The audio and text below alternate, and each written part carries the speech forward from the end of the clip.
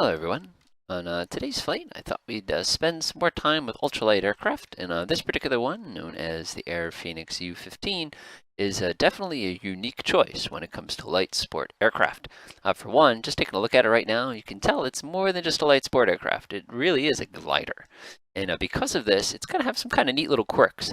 But one thing that makes it sort of unique is the fact that you can actually toggle between kind of short normal tips like you'd have on like a light aircraft and the longer glider tips if you want to simulate gliding. Presently, we're sitting here at South Lake Tahoe. It's one of the most popular spots in the United States to do soaring. And we're going to do a little bit of soaring, a little bit of kind of regular work as well, because I know that you guys don't have all day and you want to kind of get a feel for what this does. All right, let's go ahead and get rolling, shall we? So first thing we do in this particular plane, which is kind of unique, other than picking between our wingtips, is go ahead and turn on the power. And you'll notice my propeller right here appears to be slightly feathered. This aircraft's propeller is designed to actually be able to be feathered, turned on, and turned off in flight. Now, not too many aircraft I know that give us that ability, but this one certainly does, and it's kind of a neat little quirk. So what we'll do is we'll go ahead and take the mouse, come down here where this red handle is, and push that forward to go ahead and put the propeller in the normal position. Then I'm going to reach over here where you have your on-off start, go ahead and crank it, and that's it. I've already pre-flighted the aircraft and made sure everything else is good. Now, like many Rotax-powered aircraft, you can't sit here in this runway in this particular position very long because your cylinder head temperature will quickly spike and you won't be able to get the thing cooled off quick enough. We have another problem today too, and that's if you take a look, our local altitude is a little over 6,000 feet, which means that we're going to have to take that into account when we go ahead and start doing our climb as well as mixture reduction. All right, so our engine's in the warm. I'm going to move very quickly here. Go ahead and get our power up to about 4,000. Now what I'm going to do is I'm going to back down the mixture control and watch the RPM start to rise. Back it up just a little bit more. Too bad this aircraft doesn't have a fade echo. This would be really easy to do. Whoop, that's the spot. Okay, good. Now we're all set. Taking off this aircraft is kind of tricky, because if you have any sort of wind whatsoever, you're going to be all over the runway. So first thing I'm going to do is give myself one notch of flaps, hit the brake, and then I'm going to very gently increase power. Now this aircraft is conventional landing gear, like many ultralights are, so we're going to wait for the tail to kind of come up first. A little bit of gust, but that's not unusual. Okay, our tail is up. And now we just kind of apply just a teeny bit of back pressure until the aircraft comes up on its own. And we are going up. Now because we have so much wing on this particular aircraft at this moment, it really likes to wander around in turbulence, so it's going to take us a little bit more work than it usually is to get going. One thing it says in the manual is you're not supposed to do any turns until you're at least 300 feet above ground level. I think that's a pretty good piece of advice. We're actually drifting slightly too far to the right. Come over this way just a little more. There we go. All right, I'm going to bring up my flaps. And now we are on our way. Go ahead and open up our cowl flaps to keep everything cool. I can see we're just about in a bad spot right now. And we are good to go. If we had not taken the time to go ahead and lean our mixture a minute ago, we would have found this aircraft to be significantly less powered than it is at this particular moment. Okay, so I'm seeing that we're still pretty warm because of the position that we had our cowl flaps in. We're not quite melting anything, but we're certainly not on the side of the red line we want to be on. So what I'm actually going to do is I'm actually going to push the nose of the plane over for a minute, pick up just a teeny tiny bit of speed, just to get the cooling air kind of flowing, and then I'll continue my climb in a moment. Convection is really a really powerful force when it comes to cooling things off, but it only works, of course, if the air is moving over it. Okay, at least now we're at the red line. Hold the nose down just a teeny tiny bit. I'm looking at our tachometer is almost hitting our yellow line there, so I have to be kind of cautious with that also. Okie doke, that looks pretty good. And we're starting to cool off. I have to bring my power down just a teeny tiny bit. And now we are climbing delightfully, and we're starting to keep our engine a little bit cooler. Now, a common with ultralight aircraft is it tends to be very, very difficult to trim and pitch. It really, really likes to wander around, especially when you have a nice rough wind day. All right, I think we're far enough away. I'm going to go ahead and execute my turn towards Lake Tahoe. So anyway, like I was saying, you have to kind of take that into account as you're climbing. All right.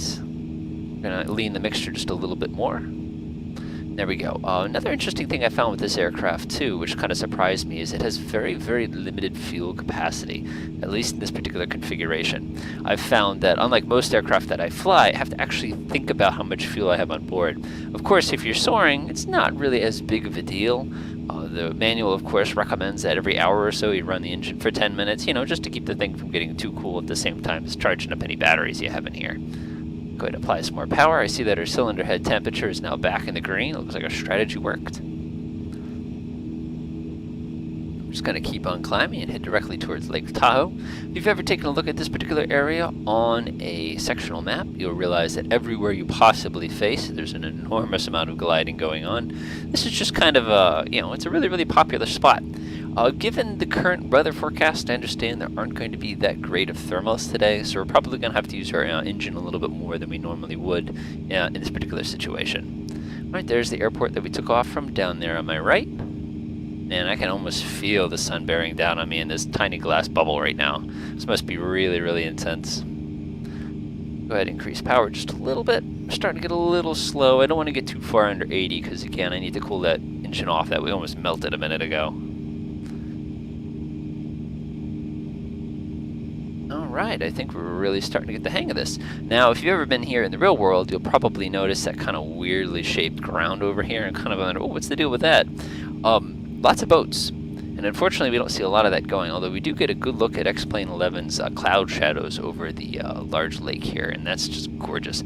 I do run SkyMax, so that may have an impact on visual quality of these clouds. But anyway, speaking of those clouds, let's start cruising towards those clouds. We want to get fairly close to them, because once in a while, clouds kind of like give you a little bit of a tug as far as an updraft goes. I don't know how well simulated that is, but we're just going to kind of hope that it does. This aircraft would definitely benefit from having an exhaust gas temperature gauge, or if full authority digital engine control. Make it just a little easier to manage that engine. One thing I have done in this completely by accident in the past is I totally flew into a cloud, and no attitude indicator makes things a little bit more exciting. And again, this is a truly visual plane. You don't even have a directional gyro on here. Of course, if you needed to absolutely know what your ground track is, you've got this right here on your GPS. You can see our track right now is 8 degrees. So we're heading roughly north, which is pretty good. All right, I'm going to go ahead and reduce the mixture just a teeny tiny bit. You can see that gave me a spike of power almost immediately. And as we really start getting up here, we really need to keep a very close eye on that to make sure our engine's working as well as it could be. Keep in mind too, if you enrich the mixture, you do cool your engine off quicker. So that's another thing you want to kind of think about as you are making those decisions. We're going to go ahead and swing over the lake a little bit. And normally we'd be looking down going, oh boy, well, getting a little rain there, nothing too scary. Boy, that gorgeous coast. It's too bad that water is very cold. This time of year is not as bad, but generally I wouldn't want to go swimming in it if you can help it, because again, our altitude is pretty high up. Alright, coming up on 9,500 feet. See, we're getting awfully close to those big angry looking clouds, but that's kind of what we were hoping to do. Come a little bit to my left here. But you can see this aircraft handles fairly well. When you do get into turbulent situations, it's very difficult to keep trim, but at least at the moment we seem to have things fairly good under control, so that kind of makes me feel a little better. Very nice. You'd have truly a great view from here. Make sure you check this out on Google Maps later. It really is a pretty area. There we go. Getting up a little bit too steep there. And enriching the mixture just a touch. Cool. Now, our destination today isn't too far away. It's right there at the end of the lake.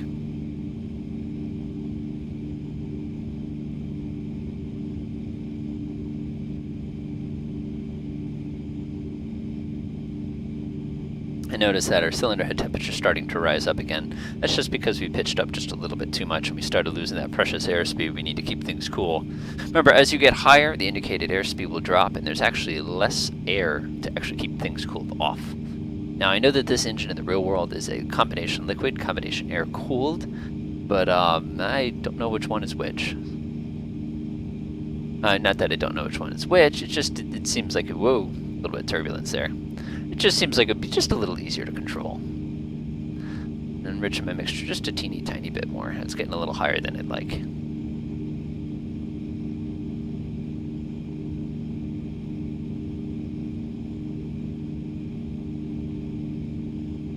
Very nice. Couple quick little turns here. Just take a quick look around. Very difficult to see over the nose. Let's kind of get up to just about 11,000 feet, trim ourselves out, and then go ahead and start our descent. You can see, just looking over at the fuel gauge right now, just how quickly that thing drops compared to what you're probably used to in other aircraft. Obviously, you know, if you're a jet fighter with the afterburners going, you do the same kind of thing, but still, it's just surprising. I don't know if I'd want this aircraft as like a personal transport aircraft. I feel like it would need just a couple more instruments as well as kind of things here and there, just to make things a little bit easier to do. All right, there's a little over 11,000 feet. We'll go ahead and level off. Allow our speed to build up as much as possible, and then deal with the resulting annoying trim corrections. Alrighty.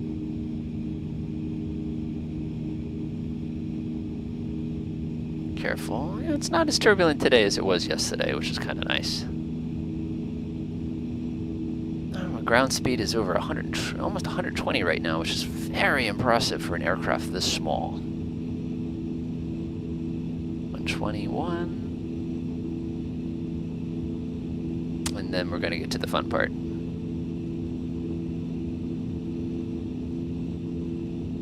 Okay, our engine's getting into the red. Don't want that. Okay, and now we glide. Oh. So quiet. Okay, so when we glide, of course, we want to make sure we close up those cowl flaps that we had wide open a minute ago, because we don't want to shock cool the engine too much. But from here, now it's simply a matter of very gently kind of drifting all the way back down from which we came. Now, this particular aircraft, it says its recommended gliding speed is 58 knots. That's if you have the short wings. If you're packing the long wings, you can actually glide at a slightly higher speed. But again, it totally depends on the situation that you're working in that particular day. Let the nose come down just a little bit so you can see where I'm going. All right, we are right on track. Now, as you could probably imagine, this is going to be a fairly long glide to get to my destination, so I'll save you all the trip right there. Yeah, you missed a pretty good, comfortable, relaxing glide. We didn't have to start the engine or anything crazy like that. And we are just about to our destination. So even though we shut that thing off a long time ago, we are still cruising all the way down to the ground. And that's pretty impressive. I'd like to see pretty much any other plane other than gliders, of course, pull something off like that. Now, our destination airport is just on the other side of this mountain, as you can probably see up ahead. What I want to do real quick is I want to confirm that the wind is exactly where it's coming from before I get a little too close to the ground and find out the hard way. On X-Plane 11, the easy way to do that, you can go ahead and bring up this menu, click right here, and it goes in and tells you. Looks like 3030, pretty low traffic altitude. Wind is calm. Good. That means we're going to come in with a direct approach. I think the altimeter was already preset before we took off. Yeah, we're good. All right. So now the runways, I'm going to pull out my personal binoculars, a very important piece of equipment for any pilot. And this is probably going to be our destination right here. Now, with gliders, these things do not like to touch the ground no matter what you do with them. It's just kind of a natural, I don't know, it's kind of the nature of the beast, so to speak. So with that in mind, we're actually going to have to take a long time to start to kind of slow down. And to help us out with that, we actually have these really useful spoilers. So there's this cool little handle kind of in the middle that says spoilers. You can actually grab this and crank on that sucker to lift them up. If you actually take a look at my wing, I'll pop them out and go ahead and put them away again. Those work as great speed brakes. Okay, let's start to think about our landing approach. The manual says you can approach with flaps or without flaps. It's completely up to you. Personally, I find it easier to land without the flaps. If I were coming in for a landing with the normal wings as opposed to the big scary glider wings I'm holding right now, I definitely prefer that. But at the same time, this should work fairly well for us. I've got a pretty good glide going, about 500 feet per minute, but I'm looking over at my energy meter over here on the right. This is 0, so I can't be dropping too bad at this particular moment. Let's see here. Yeah, it looks pretty good. I think we're going to make the runway without too much trouble. If you're really concerned with this, you could always switch over to heads-up display mode, and you could just double-check where your circle is actually pointing at a given moment to see if you're actually going to make it. But I can see that we're going to get there no problem. And of course, if we weren't, we can always turn the engine back on. Speaking of which, if you are going to turn the engine on at any time, it's highly recommended you push this handle together first, because if you don't do that, you will not cancel out the feathering of the prop, and you'll be very confused as to why your engine doesn't seem to want to pull you forward, or your propeller rather. But I'm not too worried at just this moment. I think we're going to be able to pull this off pretty well. Should probably put in some, relaxing piano music or something like that.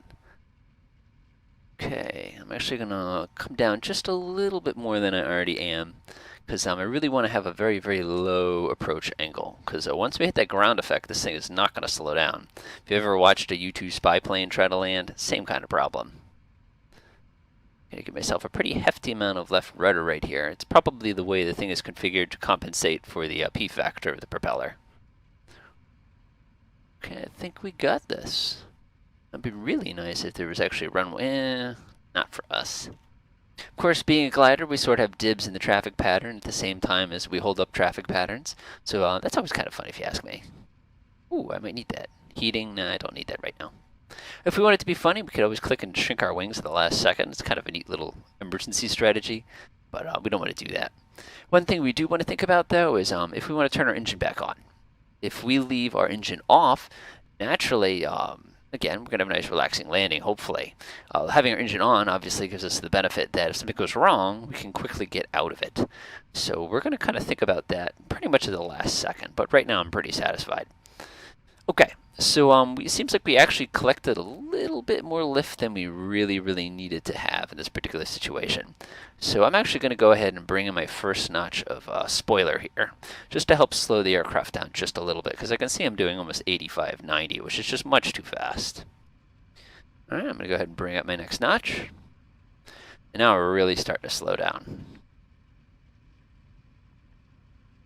All right, this is the fun part.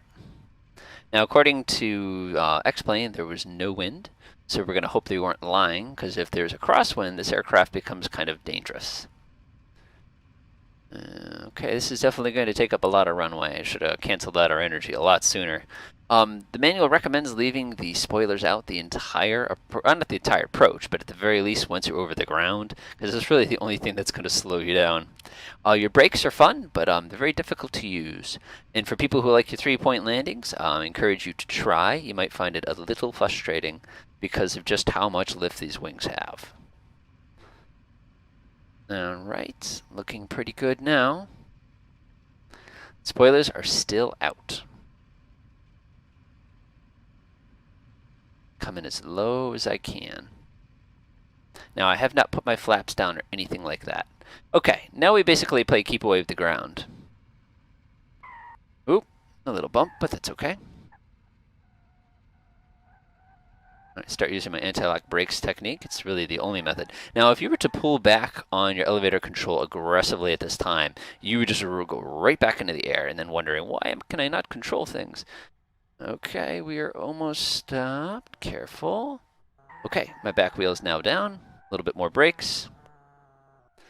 Sorry, wheels. Okay. Pull it back all the way. Try not to loop it. And we made it. Sweet. All right, hopefully you guys enjoyed this video, and it encourages you to run out there and try something fancy. Look at this. We're good. Ha ha ha. Of course, switch to the short wings. And just, again, hopefully you guys, like I said, enjoyed. And you encourage, oh, look at that. So the windsock is pointing completely across. So much for the AWAS, folks. And encourages you to keep one of these kind of aircraft a try. Just make sure when you're flying these that you give yourself a little bit more time than you're used to get places, because it really does take a lot longer to go places. You can see, by the way, now that it's switched to the shorter wingtips, it takes a little bit longer to get airborne. We actually could have used a little bit of flaps there to help us out.